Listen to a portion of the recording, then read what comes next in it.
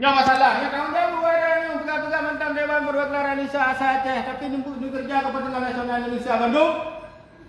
Kepentingan Nasional Aceh ingat Aceh kena mudang kera. Cuma nambah kemenangan jadi nuro ya warane. Yang lain bakal mau bro-bro. Nyong kau kasih rayu peng pegang otonomi yang lagi yang nyong so yang punya pegang otonomi yang Presiden Indonesia yang kira utang ke Batina untuk yang ia beli otonomi kayo. Dia pun tanpa sadar lahir itu langsung melakukan saya pada jawaban terhadap ekonomi Aceh dan OU jelas disebutkan dan dapat ekonomi di sini duku. Baik ekonomi jelas disebutkan Aceh berhak kerajaan melalui utang luar negeri tanpa tersadari, tanpa ada utang, tanpa ada UPN, tapi utang tanyo manduk masa Aceh saduk panduk menalahir menalah utang. Kamu utang kerja di mana? Ada juga bandara beraya, tak juga pelabuhan beraya, maka juga lapangan kerja, maka juga ekonomi, tak juga jalan beraya. Dia jalan tikuh juga musyawarah. Mudah musyawarah akan hari kata. Aceh tak ulang leh. Aceh sama mereka dia berbersah di suara yang mayu. Nyai boleh tidak? Yang naik je Aceh bangai ke UPH nak boleh tu boleh. Undang-undang berapa boleh? Mana boleh leh? Makanya macam tunggu mungkin leo pertemuan akan mengumpul barang. Karena DPR ini raya akan menjauh pegang undang-undang macam tak kamu. Kekuatan DPR ini DPR orangnya satu. Kamu tapi kondisi yang nyata orang kamu rasa adalah kamu lagi kabit sah. Pernah kamu konsumsi pejabat politik di pilihan rakyat.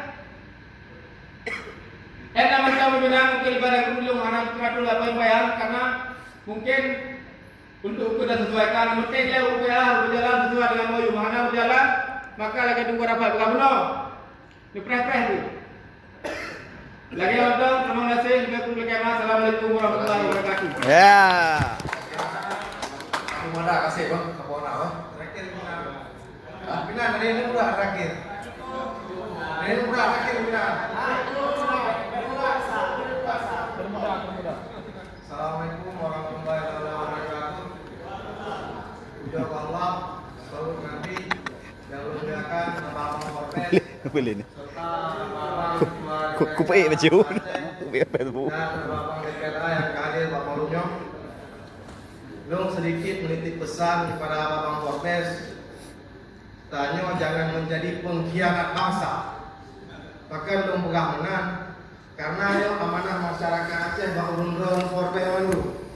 Jadi nyo sarua lepul 5 6 nyo urung nak sikal lebih.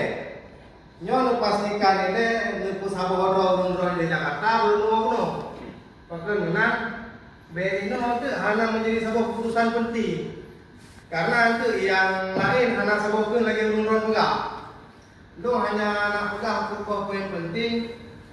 Yang pertama kepada Bapak Korpes kalau memantau dan memastikan seluruh produk hukum nasional